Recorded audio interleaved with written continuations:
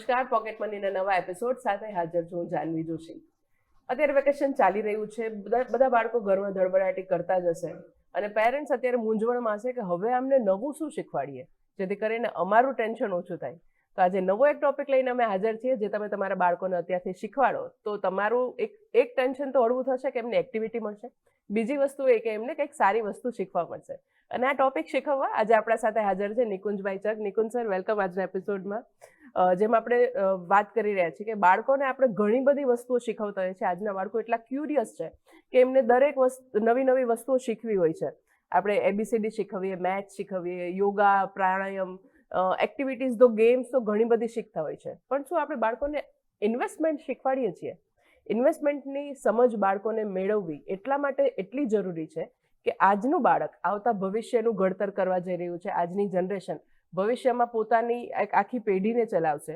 ત્યારે એ લોકો જો બાળપણથી જ આ બધી વસ્તુઓ શીખે, અને આજના સમયમાં બાળકો એડવાન્સ છે, આટલા ટેક સેવી છે, નવી વસ્તુઓ શીખી રહ્યા છે, સમજી રહ્યા છે, તો વાય નોટ? તો સર, સૌથી પહેલો પ્રશ્ન પૂછવા માંગીશ કે બાળકોને આપણે જ્યારે ઇન્વેસ્ટમેન્ટની સમજ આપવી છે તો what is the basics of investment? Investment શું છે, કયા પાયા પર બંધાયેલું છે, જેથી કરીને બાળકો એને સમજે તો એ લોકો એ વસ્તુને ડાયજેસ્ટમેન્ટ કરી શકે અને એ ટોપિકથી ભાગે નહીં. રાઈટ.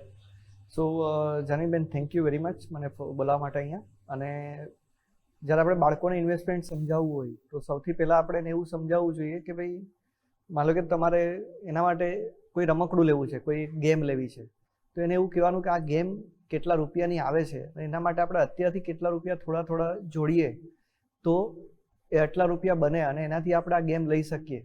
તો એ ટાઈપના કોઈ એક્ઝામ્પલથી આપણે એને સમજાવી શકીએ કે ભાઈ હું આટલા રૂપિયાની ગેમ છે તો આટલા રૂપિયા હું થોડા દર મહિને આપણે જો ઇન્વેસ્ટ કરીએ, એટલે એનો પેગી બેંક રાખીએ અને એમાં આપણે રૂપિયા નાખતા જઈએ, તો એ સેવિંગ ઓર ઇન્વેસ્ટમેન્ટ આપણે જે કહીએ, પણ એક સેવિંગનું એક કન્સેપ્ટ એને આઈડિયા આવે કે ભાઈ મારે કંઈક પરચેસ કરવું છે તો મારે થોડા રૂપિયા બચાવીને પણ હું પરચેસ કરી શકું, નહીં કે એક સાથે હું કોઈની પાસેથી રૂપિયા લઈને જ હું પરચેસ કરું. સો એ રીતે આપણે એક કન્સેપ્ટ સમજાવી શકીએ સેવિંગનો. અને ઇન્વેસ્ટિંગ અગેન એ જ વસ્તુ છે કે ભાઈ અત્યારે હું પિગી બેંકમાં જે રૂપિયા નાખું છું એમાંથી કંઈ પૈસાનો ગ્રોથ નથી થતો. એ પૈસા જેટલા હું ભેગા કરું છું એટલા ને એટલા જ રહે છે. બટ એ જ વસ્તુ જો હું એક કીટી ઇન્વેસ્ટમેન્ટની મારી જે પોર્ટફોલિયો છે, જે કીટી છે, એમાં હું નાખતો હોય તો એ રૂપિયા ડબલ પણ થઈ શકે. એ રીતે આપણે એને સમજાવી શકીએ કે એક પિગી બેંકના 2 પિગી બેંક પણ બની શકે. તો એ રીતે આપણે કંઈક સમજાવી શકીએ બાળકોને.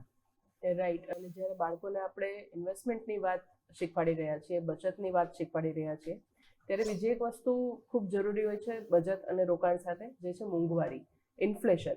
તો કેવી રીતના આપણા પૈસાને ઇન્ફ્લેશન અસર કરી શકે એ આપણે બાળકોને શીખવાડવું હોય તો તમે કોઈ એક્ઝામ્પલ આપી શકો જેના થકી એ સરળતાથી સમજી શકે? 100%. સો એક લાઈવ એક્ઝામ્પલ જ મારા ઘરનું જ સપોઝ આપું તો હોટ વ્હીલ્સની કાર બહુ ફેમસ હોય છે છોકરાઓમાં. નાની કાર આવતી હોય છે. જે મારા ઘરમાં એક બાળક છે, સપોઝ એ 5-6 વર્ષનો છે, તો એ જ્યારે 1-2 વર્ષ પહેલાં હું કાર લેવા જતો તો એ 100 રૂપિયાની 120 રૂપિયાની કાર આવતી હતી. જે હવે હું કાર લેવા જાઉં છું તો 140-150 રૂપિયાની થઈ ગઈ છે. એની એમઆરપી એટલી વધી ગઈ છે. તો એ જ વસ્તુ એવા જ કોઈ એક્ઝામ્પલથી આપણે સમજાવી શકીએ કે જે વસ્તુ પહેલાં આપણને 100થી 120ની આવતી હતી, જે હવે 150 રૂપિયાની આવવા માંડી છે. મતલબ કે આપણે એને વધારે રૂપિયા આપવા પડશે કોઈ એ વસ્તુ લેવા માટે. તો એ મોંઘવારી છે કે એનો જે વસ્તુનો ભાવ વધે છે, મતલબ કે મોંઘવારીને કારણે એનો ભાવ વધે છે. તો એ રીતે આપણે સમજાવી શકીએ કોઈ લાઈવ એક્ઝામ્પલથી, રમકડાના એક્ઝામ્પલથી. રાઈટ. અને જ્યારે બાળકોને આપણે ઇન્વેસ્ટમેન્ટ અને ઇન્ફ્લેશનની વાત સમજાવી રહ્યા છીએ ત્યારે એક વસ્તુ પૂછવા માંગીશ કે ઘણા બધા, આ તો બાળકોને મોટામાં પણ એ ગેરસમજ હોય છે કે પૈસા બચાવ્યા એનો મતલબ એવો કે અમે સેવિંગ કર્યું, એનો મતલબ એવો કે અમે ઇન્વેસ્ટમેન્ટ કરી લીધું. Saving is not investment. તો આ ડિફરન્સ આપણે બાળકોને કેવી રીતના સમજાવી શકાય કે સેવિંગ એક અલગ વસ્તુ છે, રોકાણ કરવી એક અલગ વસ્તુ છે? 100%. તો જે અગાઉના આપણે એક્ઝામ્પલમાં સમજ્યા હતા કે ભાઈ હું જો પૈસા નાખીશ પિગી બેંકમાં તો એ સેવિંગ છે કે ભાઈ થોડા રૂપિયા હું જ્યારે પણ મારી પાસે આવે છે, બાળક છે તો ઘરમાં જે બાળક હોય એની પાસે થોડા રૂપિયા આવતા હોય છે, એને હું પિગી બેંકમાં નાખતો જાઉં તો એ પૈસા ખાલી સેવ થશે, પિગી બેંક મારો ગલ્લો ભરાઈ જશે. બટ એ જ વસ્તુ જો હું ઇન્વેસ્ટમેન્ટ કરીશ, ઇન્વેસ્ટમેન્ટ મતલબ કે રૂપિયાને ડબલ કરવા, એક સિમ્પલ ભાષામાં જો બાળકોને સમજાવવું હોય તો એવું સમજાવી શકે કે તારી પાસે 1 કાર છે એને બદલે 2 કાર આપણે લઈ શકીશું થોડા ટાઈમ પછી, પણ એના માટે તારે રાહ જોવી પડશે. એટલે એનામાં એક પેશન્સ પણ આવે કે ભાઈ ઇમિડિયેટલી મને આ વસ્તુ ન મળી જાય અને થોડા ટાઈમ પછી મળે, પણ એકને બદલે 2 લઈ શકું. તો આ રીતે સમજાવી શકીએ કે ભાઈ ઇન્વેસ્ટમેન્ટ જો કરશું આ પિગી બેંકના રૂપિયાનું તો આપણે એકને બદલે 2 રમકડા પણ લઈ શકીશું. એ રીતે એને એક કન્સેપ્ટ સમજાવી શકીએ. પ્લસ અહીંયા એક વસ્તુ, એક એક્સપેરિમેન્ટ છે હાર્વર્ડ યુનિવર્સિટીનો, બહુ સારો એક્સપેરિમેન્ટ છે, માર્શમેલો એક્સપેરિમેન્ટ, જે વર્ષો પહેલાં થયેલો હતો, કે જેમાં નાના નાના બાળકોને એક માર્શમેલો, એક ચોકલેટ આવે છે, તો એને એક ડીશમાં એક માર્શમેલો મૂકી દીધું અને રૂમ પેક કરી દીધો, એક બાળક અને એક ચોકલેટ, અને એને એવું કહેવામાં આવ્યું કે તારે 30 મિનિટ સુધી આ ચોકલેટની સામે બેસવાનું, પણ તારે ખાવાની નહીં. જો તું ખાઈશ તો તને એક જ ચોકલેટ તું ખાઈ ગયો, અને જો તું નહીં ખાય 30 મિનિટ પછી તું નહીં, તે જો ચોકલેટ નથી ખાધી તો તને અમે બીજી 2 ચોકલેટ આપશું, મતલબ એકને બદલે 2 ખાવા મળશે. આ કન્સેપ્ટ એ લોકોએ આખો સ્ટડી કર્યો હતો, એક એક્સપેરિમેન્ટ કર્યો 25 થી 30 બાળકો ઉપર, અને પછી એ લોકોએ આખું એનું ટ્રેકિંગ રાખ્યું કે ભાઈ આ જે બાળક હતું જેણે એક ચોકલેટ નથી ખાધી અને 2 ચોકલેટ માટે એને રાહ જોઈ અડધો કલાક માટે, એ એની કેરિયરમાં બહુ મોટા CEO પદ ઉપર પહોંચ્યો, સાયન્ટિસ્ટ બન્યો, અથવા તો બહુ મોટો પ્લેયર બન્યો, મતલબ કે સક્સેસફુલ બન્યો. અને જે બાળક હતું જેણે એક ચોકલેટ જે હતી ખાઈ ગયો, એ એની લાઈફમાં એક એવરેજ પર્સન બનીને રહ્યો. તો આ એક્સપેરિમેન્ટ એવું દેખાડે છે કે જેને ડિલેડ ગ્રેટિફિકેશન આપણે કહીએ ઇંગ્લિશમાં, કે ભાઈ મને એક વસ્તુ જોઈએ છે પણ હું ઇમિડિયેટલી એને ના લઉં, હું થોડું ડિલે કરું એને, અને પછી હું જોઉં કે હું એને કઈ રીતે અચીવ કરી શકું ને કંઈક થોડુંક વિચારીને હું કરું. જ્યારે અત્યારનો જમાનો શું છે કે ઇન્સ્ટન્ટ ગ્રેટિફિકેશન, મને જલ્દીથી કોઈ વસ્તુ જોઈએ છે, આજે ને આજે જ જોઈએ છે. હવે તો ડિલિવરી બધી 10 મિનિટમાં થાય છે, એ રીતે દરેક વસ્તુ મને 10 મિનિટની અંદર જોઈએ છે, રાઈટ? તો ડિલેડ ગ્રેટિફિકેશનનો કન્સેપ્ટ બહુ ઇમ્પોર્ટન્ટ છે બાળકોને સમજાવવો, જે આ એક્સપેરિમેન્ટ ઉપરથી આપણે સમજાવી શકીએ. સો બાળકોને સેવિંગ અને ઇન્વેસ્ટમેન્ટમાં એ જ વસ્તુ કહી શકીએ કે ઇન્વેસ્ટમેન્ટ માટે જો તમારે એકને બદલે જો 2 વસ્તુ જોતી હશે તો ટાઈમ લાગશે, બટ તમને 2 વસ્તુ મળી શકે છે. બિલકુલ. તો આજના જે આ ફાસ્ટ જમાનો છે એમાં બાળકોને આપણે ધીરજ, શાંતિ શીખવાડવી એટલી જ જરૂરી છે. અને એક્ઝામ્પલ આપણને એ જ વસ્તુ શીખવે છે કે કેવી રીતના તમે ધીરજ ધરી અને તમારું રોકાણ કરશો તો તમારા આવનારા ગોલ્સ અચીવ કરી શકાય. કેવી રીતના તમે બાળકોને ફાઇનાન્શિયલ પ્લાનિંગ પણ આ ગોલ્સ થકી, આ ધીરજ થકી શીખવાડી શકો. અને ડેફિનેટલી એમને લાઈફસ્ટાઈલમાં જો એ ધીરજ રાખતા શીખી જશે તો ફ્યુચર એમના માટે સારું જ છે. સર, આગળ હું પૂછવા માંગીશ કે જ્યારે આપણે બાળકોને ઇન્વેસ્ટમેન્ટ શીખવાડી રહ્યા છીએ ત્યારે કમ્પાઉન્ડિંગ પણ એક એટલો જ જરૂરી છે. જો નાનપણથી છોકરાઓ શીખે તો એમના માટે યુઝફુલ થઈ શકે. તો એનું પણ કંઈક આટલા જ સરસ એક્ઝામ્પલ સાથે અમને સમજાવો. કમ્પાઉન્ડિંગ માટે એક ચેસ વાળું એક્ઝામ્પલ બહુ ફેમસ છે, અને એ બાળકોને તમે એનિમેશન, યુટ્યુબ પર ઘણી એનિમેટેડ મૂવીઝ પણ એના માટે અવેલેબલ છે. બટ એક અલગ એક્ઝામ્પલ, નવો એક્ઝામ્પલ આપણે ડિસ્કસ કરીએ. માન લો કે આપણે અહીંયાથી ચાંદ સુધી, મતલબ કે મૂન સુધી ચાલીને જવું હોય તો એ જે ડિસ્ટન્સ છે અબાઉટ 6 લાખ કિલોમીટર્સ છે, બરાબર? અહીંયાથી મૂન સુધીનો જે ડિસ્ટન્સ છે એ 6 લાખ કિલોમીટર એરાઉન્ડ છે. તો બાળકોને આપણે એવો પ્રશ્ન પૂછી શકીએ કે કેટલા ટાઈમમાં હું ચાલીને ચંદ્ર સુધી પહોંચી શકું? આનો સાચો આન્સર એવો છે કે ઓન એન એવરેજ 31 દિવસમાં હું પહોંચી શકું. અને મેઇન વસ્તુ એ છે કે જે હું સપોઝ આજે એક સ્ટેપ મેં ચાલ્યો, પછી હું 2 સ્ટેપ ચાલું, પછી 4, પછી 8, એ રીતે હું રોજ ડબલ કરતો જાઉં મારા સ્ટેપને, તો હું માત્ર 31 દિવસમાં ચાંદ સુધીનું ડિસ્ટન્સ કવર કરી શકું. આ કન્સેપ્ટ ઉપરથી બાળકોને ઇઝીલી સમજાઈ શકાય કે પાવર ઓફ કમ્પાઉન્ડિંગ અથવા તો કમ્પાઉન્ડિંગની ઇફેક્ટ કઈ રીતે કામ કરે છે. મતલબ કે હું રોજ ડબલ કરું જો મારા જે સ્ટેપ્સ છે તો હું માત્ર 1 મહિનામાં ચાંદ સુધી પહોંચી શકું.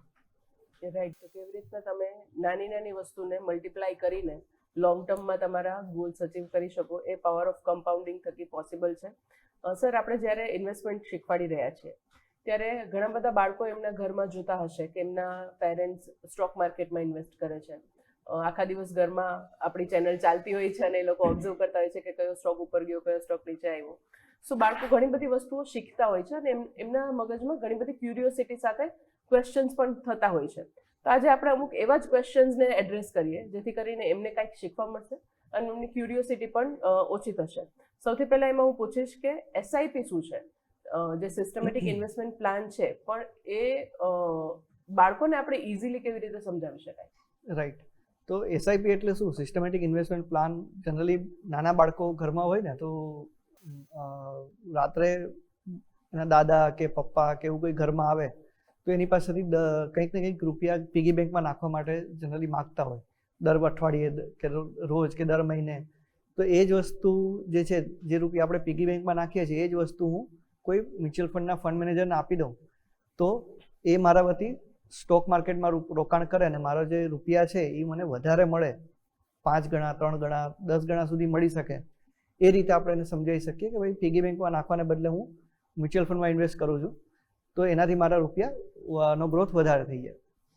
રાઈટ. તો તમારા ખાતામાં પૈસા રાખવાને બદલે જો તમે મ્યુચ્યુઅલ ફંડ એડવાઇઝર્સને પૈસા આપો તો એ પૈસા તમારા એસઆઈપીમાં કન્વર્ટ કરીને ફ્યુચરમાં વધારે બનીને આવે.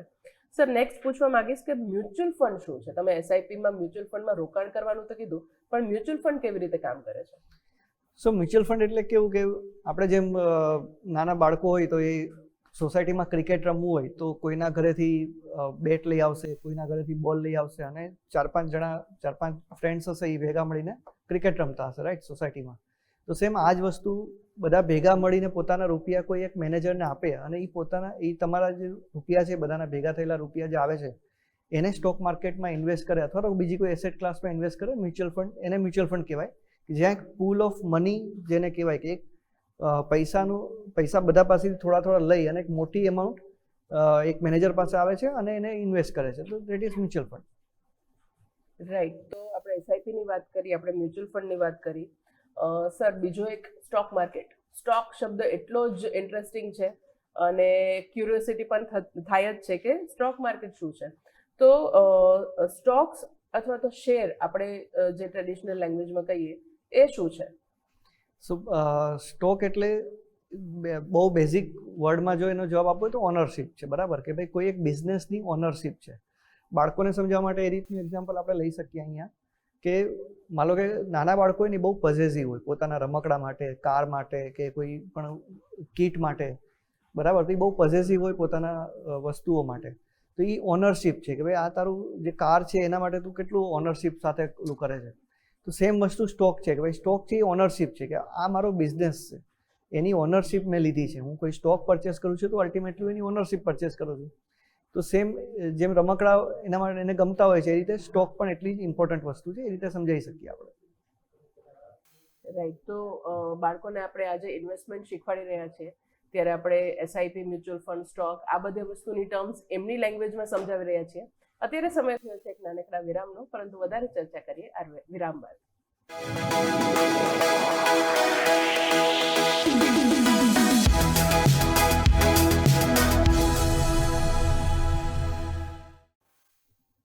Welcome back. પોકેટ મનીમાં આપનું સ્વાગત છે અને આજે આપણે વાત કરી રહ્યા છીએ કે બાળકોને ઇન્વેસ્ટમેન્ટ કેવી રીતે શીખવાડી શકાય. અને બહુ બધા ક્યુરિયસ ક્વેશ્ચન્સના આન્સર અમે અત્યારે નિકુંજ સર પાસેથી લઈ રહ્યા છીએ. નિકુંજભાઈ, આપનું ફરીથી સ્વાગત છે આજના એપિસોડમાં. આપણે બ્રેક પર જતા પહેલા એસઆઈપીની વાત કરી, મ્યુચ્યુઅલ ફંડની વાત કરી, સ્ટોક માર્કેટ શું છે, સ્ટોક શું છે એની વાત કરી. આગળ હું પૂછવા માંગીશ કે સ્ટોક માર્કેટ કામ કેવી રીતે કરે છે? જો આપણે બાળકોને સમજાવવું હોય કે આપણે એક કંપનીની ઓનરશિપની વાત કરી, પણ એ સ્ટોક માર્કેટ વર્ક કેવી રીતે કરે છે એના વિશે થોડીક બેઝિક શબ્દોમાં સમજ આપો. રાઈટ. તો અગેન બાળકો માટે સૌથી પ્રિય કાર જનરલી હોય છે, છોકરાઓ માટે. તો આપણે એવું વિચારીએ કે એક મોટી કાર સપોઝ જે આવે છે એ આપણે લીધી અને 10 ફ્રેન્ડ વચ્ચે લીધી, મતલબ કે રોજ એક ફ્રેન્ડ એને વાપરશે, તો એક ઓનરશિપ થઈ ગઈ, ડિવાઇડેડ થઈ ગઈ, બરાબર, કે ભાઈ એ 10 ફ્રેન્ડ્સની વચ્ચે એક આપણે કાર પરચેસ કરી અથવા તો એક ક્રિકેટની કીટ પરચેસ કરી કે જે બધા વાપરી શકે. તો એ રીતે સેમ વસ્તુ બિઝનેસ કોઈ એક છે કે એક બિઝનેસ છે, કોઈ પણ વસ્તુનો બિઝનેસ છે, કોઈ પણ સર્વિસીસનો બિઝનેસ છે કે જેમાં જે એનો સ્ટોક છે એની ઓનરશિપ ડિવાઇડેડ છે. અલગ અલગ જે ઇન્વેસ્ટર્સ છે એની પાસેની ઓનરશિપ ડિવાઇડ થયેલી છે અને જેટલા પણ એના ઇન્વેસ્ટર છે એ બધા જ એને ઓન કરે છે, બધા જ એને એ બિઝનેસ બધાનો જ છે, રાઈટ, એવું આપણે કહી શકીએ. પણ એક પ્રમોટર છે, એક જે રિયલ ઓનર છે જે મેનેજ કરે છે, day to day activities, operations એ બધું હેન્ડલ કરે છે. મતલબ કે આપણે જેમ કારની ચર્ચા કરી, એક્ઝામ્પલ લીધું, તો કાર કોના ઘરે રહેશે રાત્રે, બરાબર, રમી લીધા પછી, તો ડેટ ઇઝ ઓનરશિપ, કે એ ત્યાં રહેશે બટ છે ઓનરશિપ બધાની જ છે. એ રીતે આપણે સમજાવી શકીએ છોકરાઓને કે ભાઈ ઓનરશિપ કઈ રીતે વર્ક કરશે. રાઈટ. અને સ્ટોક માર્કેટ સમજ્યા આપણે, મ્યુચ્યુઅલ ફંડ, એસઆઈપી વસ્તુ સમજ્યા. ટ્રેડિશનલી આ વસ્તુ, આ શબ્દ કદાચ બાળકો એમના માતા પિતા કરતા એમના બા દાદા પાસેથી સાંભળ્યો હશે, જે છે એફડી. ફિક્સ ડિપોઝિટ કેવી રીતના કામ કરે અને એ શું છે? રાઈટ. સો ફિક્સ ડિપોઝિટ અગેન એ જ વસ્તુ છે કે તમારે જે પૈસા પિગી બેંકમાં રાખો છો, જ્યાં તમારા પૈસા એટલા ને એટલા જ રહે છે, એક જ પિગી બેંક બને છે, તો એને હું જો ફિક્સ ડિપોઝિટમાં રાખું, મતલબ કે હું બેંકને આપી દઉં અને બેંક મારા વતી એ રૂપિયાને એની ઉપર મને થોડા રૂપિયા એ પણ આપે છે, જેમ મારા દાદા મને આપે છે ઘરે આવીને થોડા રૂપિયા, એવી રીતે મને બેંકવાળો પણ થોડા રૂપિયા મારા પિગ બેંકમાં નાખશે. That is fix deposit. મતલબ કે મારા ઘર સિવાય પણ મને બહારથી પૈસા મળે છે, થોડા જ મળશે, વધારે નહીં મળે. વધારે રૂપિયા જોતા હશે તો મારે ઇન્વેસ્ટમેન્ટ કરવું પડશે, થોડાક જ રૂપિયા જોતા હશે તો હું એને એફડીમાં એઝ એ સેવિંગ પણ મૂકી શકું, જ્યાંથી મને થોડા રૂપિયા મારા પિગી બેંકમાં બેંકવાળો આવીને નાખી જશે. That is fix deposit. Right. તો ફિક્સ ડિપોઝિટ એટલે કે કેવી રીતના તમારા જ પૈસા તમે કોઈને આપો છો અને એમાં વસ્તુઓ પૈસા એડ કરે છે. સર, આગળ હું પૂછવા માંગીશ કે એફડી પછી પીપીએફ શબ્દ એક ભારતમાં બહુ પોપ્યુલર છે અને કદાચ બાળકોએ એમના પેરેન્ટ્સ સાથે વાતચીત કરતા કશેક સાંભળ્યું હશે. તો પીપીએફ શું છે અને શા માટે ભારતમાં આટલું પોપ્યુલર છે? રાઈટ. સો પીપીએફ મતલબ પબ્લિક પ્રોવિડન્ટ ફંડ, અને પબ્લિક પ્રોવિડન્ટ ફંડ છે એ ઘણા વર્ષો પહેલાં ગવર્મેન્ટ બેક્ડ સ્કીમ છે, મતલબ કે ગવર્મેન્ટ જ એનું ઇન્ટરેસ્ટ આપે છે અને ગેરંટીડ છે કે આ વર્ષે જેટલું ઇન્ટરેસ્ટ ડિક્લેર થયું હોય એટલું ઇન્ટરેસ્ટ તમને મળશે. પબ્લિક પ્રોવિડન્ટ ફંડ બેઝિકલી એટલા માટે બહાર પાડવામાં આવ્યું હતું કે જે એમ્પ્લોઈઝ નથી, જે લોકો સેલેરીડ નથી, તો જે બિઝનેસમેન છે કે જે પ્રોફેશનલ્સ છે, તો એ લોકો પોતાના રિટાયરમેન્ટ માટે કંઈક રૂપિયા ભેગા કરે અને એક 15 વર્ષ પછી એને કંઈક મોટી રકમ મળે. તો પીપીએફ છે એમાં બેઝિકલી 15 વર્ષનો લોકિન હોય છે, મતલબ કે હું આજે જે રૂપિયા ઇન્વેસ્ટ કરું છું, સ્ટાર્ટ કરું છું એકાઉન્ટ, તો 15 વર્ષ સુધી એમાંથી હું રૂપિયા કાઢી ના શકું.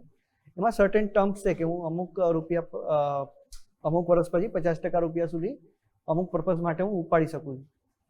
બટ જનરલી એ રિટાયરમેન્ટ માટેના રૂપિયા છે કે જેમાં હું રૂપિયા ઇન્વેસ્ટ કરું છું ને 15 વર્ષ પછી હું રૂપિયા એને કાઢીશ. પોપ્યુલર એટલા માટે જ છે કે આજથી વર્ષો પહેલાં જ્યારે પીપીએફ જેવી પ્રોડક્ટ આવી હતી એ વખતે એટલી પોપ્યુલર કોઈ, મતલબ અત્યારે જે એસઆઈપી જે છે, મ્યુચ્યુઅલ ફંડ છે, સ્ટોક માર્કેટ જે રીતે પોપ્યુલર થઈ ગયું કોવિડ પછી, એ રીતનું બીજી કોઈ પોપ્યુલર પ્રોડક્ટ હતી નહીં, એટલા માટે પોપ્યુલર થઈ. અને એ સમયમાં ઇન્ટરેસ્ટ રેટ પણ ઘણા વધારે મળતા હતા એમાં, એટલે એ ઘણી સારી પ્રોડક્ટ હતી.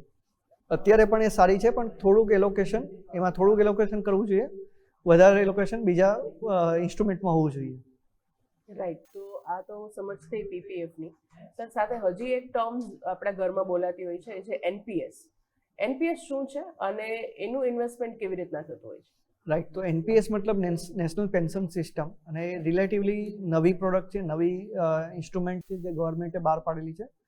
અને એનપીએસનું મેઇન પર્પઝ જે છે એ એવો છે કે તમે આજથી થોડા રૂપિયા એમાં ઇન્વેસ્ટ કરો છો, જે સ્ટોક માર્કેટમાં, એફડીમાં અને કોમોડિટીઝમાં પણ એ લોકો ઇન્વેસ્ટ કરી શકે, અને એમાંથી મને રિટાયરમેન્ટ વખતે એક મોટો પોર્ટફોલિયો મળે. મતલબ કે હું 60 વર્ષનો થાવ ત્યારે મને એમાંથી એક પેન્શન મળવાનું ચાલુ થઈ જાય, પ્લસ મને એક મોટી લમસમ રકમ પણ એમાંથી મળી શકે.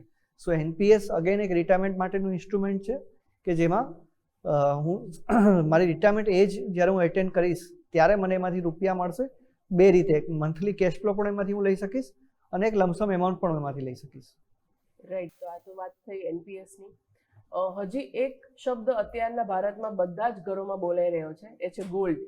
જ્યારથી મોદીજીએ કીધું કે ગોલ્ડ ખરીદવાનું બંધ કરો, ત્યારથી એ ચર્ચાનો વિષય બની ગયો છે. રાઈટ. અને ગોલ્ડ દરેક ઘરમાં, દરેક ગૃહિણી માટે તો એક ફેવરિટ વસ્તુ છે જ, કારણ કે ઘરેણા પહેરવા પણ ગમે છે અને ઘરેણા લોકરમાં રાખી મૂકવા પણ લોકોને એટલા જ ગમે છે. તો ગોલ્ડમાં ઇન્વેસ્ટમેન્ટ કેવી રીતના થઈ શકે એના વિશે સમજાવો. રાઈટ. તો જનરલી ઇન્ડિયામાં કોઈને ગોલ્ડના ઇન્વેસ્ટમેન્ટ માટે સમજાવવાની તો જરૂર છે નહીં, બટ આપણે બાળકો માટે સેશન કરીએ છીએ, તો બાળકો માટે બહુ સિમ્પલ ભાષામાં એવું કહી શકીએ કે ભાઈ હું તો ગોલ્ડ માર્કેટમાંથી પરચેસ કરીને લાવું, મતલબ કે ફિઝિકલ ગોલ્ડ કે જેને હું જોઈ શકું, ટચ કરી શકું, ફીલ કરી શકું. અને બીજું આવે ડિજિટલ ફોર્મમાં હું ગોલ્ડ પરચેસ કરું, આઈધર હું ETF through, mutual fund through purchase કરું. હમણાં એક નવી પ્રોડક્ટ પણ આવી છે EGR કરીને, ઇલેક્ટ્રોનિક ગોલ્ડ રિસીટ, જેમાં જેમ હું સ્ટોક બાય કરું છું, ETF બાય કરું છું, એ રીતે હું એની રિસીપ્ટ બાય કરી શકું ડીમેટ એકાઉન્ટ થ્રુ. અને મારા જેટલા પણ મેં યુનિટ્સ બાય કરેલા છે, જેટલો ગ્રામનું મેં EGR બાય કરું છું, એ પ્રમાણે મને બેકએન્ડમાં મારા માટે એક ફિઝિકલ ગોલ્ડ પરચેસ થઈને લોકરમાં રહેશે. તો એ રીતે ઘણા બધા ઉપાયો છે ગોલ્ડ પરચેસ કરવાના. જ્યારે પણ ગોલ્ડ પરચેસ કરીએ ત્યારે 2 થી 3 વસ્તુ મેઇન ધ્યાનમાં રાખવી એ જરૂરી છે કે મારે જો ફિઝિકલ ગોલ્ડ હું ત્યારે જ પરચેસ કરું કે મારે ઇમિડિયેટ જ્યારે જરૂર છે. અધરવાઇઝ હું એને ડિજિટલ ફોર્મમાં રાખું તો મને સેફટી અને પ્યુરિટી જે મેઇન વસ્તુ છે એનું મારે ચિંતા કરવાની જરૂર ના રહે. તો ગોલ્ડ માટે અગેન ફિઝિકલ પણ હું પરચેસ કરું હું ડિજિટલ પણ પરચેસ કરી શકું, બંને રીતે પરચેસ કરી શકું. રાઈટ. તો આ વસ્તુ કદાચ તમારા માટે નવી હશે કે તમે ડિજિટલી પણ ગોલ્ડ પરચેસ કરી શકો અને તમારી વેલ્થ વધારી શકો. આપણે જ્યારે ઇન્વેસ્ટમેન્ટની વાત કરી રહ્યા છીએ ત્યારે એક મુદ્દો ચોક્કસપણે લેવો જોઈએ, એ છે રિટર્નનો. તો ઇન્વેસ્ટમેન્ટ સાથે રિટર્ન કેવી રીતના જોડાયેલું છે અને કયા કયા પ્રકારના ઇન્વેસ્ટમેન્ટ થકી સારું રિટર્ન મળે, એવું જો આપણે ટૂંકમાં બાળકોને સમજાવવું હોય તો કેવી રીતે સમજાવી શકાય? તો ઇન્વેસ્ટમેન્ટમાં મેં કોઈ પણ જગ્યાએ ઇન્વેસ્ટમેન્ટ કરેલું છે અને એમાં રિટર્ન મને કેટલું મળે છે એના માટે એ સમજવા માટે એક બહુ સિમ્પલ રૂલ આપણે બાળકોને સમજાવીએ છીએ કે રૂલ ઓફ 72. મતલબ કે હું જેટલા રૂપિયા મેં કોઈ પણ જગ્યાએ મેં ઇન્વેસ્ટ કરેલા છે અને એમાંથી મને માની લો કે 10% રિટર્ન મળે છે, તો એ જે 10% છે એને હું 72 વડે ભાગી નાખું, મતલબ 72 ડિવાઇડેડ બાય 10 મતલબ કે 7 અબાઉટ 7.2. તો મારા જે રૂપિયા મેં ઇન્વેસ્ટ કર્યા છે, સપોઝ મેં 100 રૂપિયા ઇન્વેસ્ટ કર્યા, તો એ 7 વર્ષમાં રૂપિયા ડબલ થશે. મતલબ કે 10% જો મને રિટર્ન આપે છે કોઈ પ્રોડક્ટ કોઈ વસ્તુ, તો 7 વર્ષમાં મારા રૂપિયા ડબલ થશે. એ જ વસ્તુ માન લો કે મેં કોઈ એવી જગ્યાએ ઇન્વેસ્ટ કર્યા કે જે મને 20% મને રિટર્ન આપે છે, તો મારા રૂપિયા છે એ 3.5 વર્ષમાં ડબલ થઈ જશે. મતલબ કે હું કઈ પ્રોડક્ટમાં મારું ઇન્વેસ્ટમેન્ટ છે અને મારી રિક્વાયરમેન્ટ જેટલી છે એ પ્રમાણે મને એમાંથી રિટર્ન મળે છે કે નહીં, એ વસ્તુ બહુ ઇમ્પોર્ટન્ટ છે કે જેનાથી હું એવું કરી શકું કે મારા રૂપિયા કેટલા ટાઈમમાં ડબલ થશે ને કેટલા ટાઈમમાં હું મારો ગોલ અચીવ કરી શકીશ. રાઈટ. તો આ રૂલ ઓફ 72 એ દરેક મિલેનિયલ પેરેન્ટ્સે એમના જેનઝી અને જેલ આલ્ફા બાળકોને શીખવાડવું જોઈએ, જેથી કરીને એમનું અત્યારથી ફાઇનાન્સીસની સમજ આવે. સર, આપણે જ્યારે ઇન્વેસ્ટમેન્ટની વાત કરીએ છીએ ત્યારે રકમ એ બહુ મોટો રોલ પ્લે કરે છે. સો જ્યારે બાળકોને આપણે સમજાવીએ તો એમને ઘણી વખત એવું ક્યુરિયોસિટી થતી હોય કે મારા પાસે આટલા રૂપિયા જ છે તો હું કેવી રીતના ઇન્વેસ્ટમેન્ટ વિશે વાત કરી શકું કે ઇન્વેસ્ટમેન્ટ કરી શકું, અથવા તો એ લોકો જ્યારે જોબ કરવા જશે, ફર્સ્ટ જોબ એમની સ્ટાર્ટ થશે, ત્યારે એમને જો એ ગેરસમજ એમના મનમાં ના આવે એના માટે આપણે એમને કઈ અમાઉન્ટ થી ઇન્વેસ્ટમેન્ટ ચાલુ કરવાની ગાઈડન્સ આપી શકાય? રાઈટ. તો મેઇન વસ્તુ તો આપણે એવું કહી શકીએ કે જોબ જે ફર્સ્ટ સેલેરી છે એમાંથી એટલીસ્ટ એ 20 થી 25% રૂપિયાને ઇન્વેસ્ટ કરે મિનિમમ, અને ફર્સ્ટ સેલેરીથી જ રિટાયરમેન્ટ માટેનું પ્લાનિંગ ચાલુ કરી દે. જેટલી પણ સેલેરી છે એમાંથી તમે 20% રૂપિયા, અને મ્યુચ્યુઅલ ફંડ જેવી પ્રોડક્ટમાં સપોઝ આપણે ઇન્વેસ્ટ કરતા હોઈએ, SIP થ્રુ સપોઝ ઇન્વેસ્ટ કરતા હોઈએ, તો મહિનાના 100 રૂપિયા, 500 રૂપિયા કે 1000 રૂપિયાથી પણ આપણે ઇન્વેસ્ટમેન્ટ ચાલુ કરી શકીએ. તો ભલે ગમે એટલી તમારી ઇન્કમ ઓછી હોય તો પણ તમે એક સબસ્ટેન્શિયલ એમાઉન્ટ એમાં ઇન્વેસ્ટ કરી શકો. તો 20% શુડ બી ધ મિનિમમ, કે મિનિમમ 20%થી હું મારું ઇન્વેસ્ટમેન્ટ ચાલુ કરું ફ્રોમ ફર્સ્ટ સેલેરી, અને હું એને રિટાયરમેન્ટ પ્લાનિંગ માટે 100% મારે રિટાયરમેન્ટ પ્લાનિંગ માટે એલોકેટ કરવું જોઈએ. રાઈટ. તો કેવી રીતના તમે તમારા સેલેરીમાંથી 20 થી 25% રૂપિયા ઇન્કમને તમે ઇન્વેસ્ટમેન્ટમાં નાખી શકો, જેથી કરીને તમે ધીરે ધીરે ઇન્વેસ્ટમેન્ટ વધારી શકો. જેમ તમારી સેલેરી ગ્રો થાય એવી રીતના તમારા ઇન્વેસ્ટમેન્ટ પણ ગ્રો થાય. અને સર, લાસ્ટમાં પૂછવા માંગીશ કે જ્યારે આપણે બાળકોને ઇન્વેસ્ટમેન્ટ શીખવાડી રહ્યા છીએ ત્યારે પેરેન્ટ્સ એવી કઈ વસ્તુનું ખાસ ધ્યાન રાખવું જોઈએ જેથી કરીને બાળકો મિસગાઈડ ન થાય અને પ્રોપર ફાઇનાન્શિયલ પ્લાનિંગ સમજી શકે? સૌથી ઇમ્પોર્ટન્ટ વસ્તુ જે પેરેન્ટ્સે ધ્યાન રાખવાની છે એ છે કે એટલીસ્ટ જે પોતે ભૂલ કરી છે પોતાના કેરિયરમાં, પોતાના પોર્ટફોલિયોમાં, બિહેવિયરલ મિસ્ટેક હોઈ શકે, અથવા તો જે બજેટ રિલેટેડ મિસ્ટેક હોઈ શકે, લાઇફસ્ટાઇલ એક્સપેન્સીસ રિલેટેડ મિસ્ટેક્સ હોઈ શકે, તો એને ઓપનલી ડિસ્કસ કરે પોતાના ટીનેજર જે છોકરાઓ છે એની સાથે. કેમકે આપણા જનરલી દુનિયામાં ક્યાંય પણ પૈસાની ચર્ચા નથી થતી ફેમિલીઝમાં, રાઈટ. ડિનર ટેબલ ઉપર આપણે જ્યારે પણ બેઠા હોય ત્યારે ક્યારેય પૈસાની ચર્ચા નથી થતી હોતી. તો એ વસ્તુ કરવી બહુ જરૂરી છે કે પૈસાની ચર્ચા કરો કે આપણા ફેમિલીની શું પોઝિશન છે, આપણે શું કમાઈએ છીએ, આપણો કેશ ફ્લો કઈ રીતનો છે, આપણી ફેમિલીનો કેશ ફ્લો કઈ રીતનો છે, દર મહિને કેટલા રૂપિયા આવે છે, કેટલા રૂપિયાનો ખર્ચો થાય છે, કેટલા રૂપિયા આપણું ફેમિલી ઇન્વેસ્ટ કરે છે, અને કયા ગોલ માટે આપણે ઇન્વેસ્ટ કરીએ છીએ.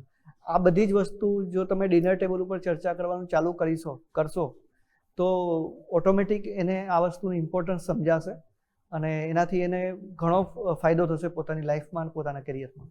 બિલકુલ બિલકુલ. તો આ ટોપિક એટલો ઇન્ટરેસ્ટિંગ છે કે દરેક બાળકો સાથે એમના પેરેન્ટ્સને પણ આ સાંભળી અને સમજ મેળવવી એટલી જ જરૂરી છે, જેથી કરીને કે જ્યારે બાળકોના ક્યુરિયસ ક્વેશ્ચન્સ આવે ફાઇનાન્સ રિલેટેડ, તો એ લોકો પણ એડ્રેસ કરી શકે, એમને એમની ભાષામાં સમજાવી શકે, રાધર કે એ પ્રશ્નોને અવોઇડ કરવા કે હજી તમે લોકો નાના છો, તમે આ વસ્તુ નહીં સમજો.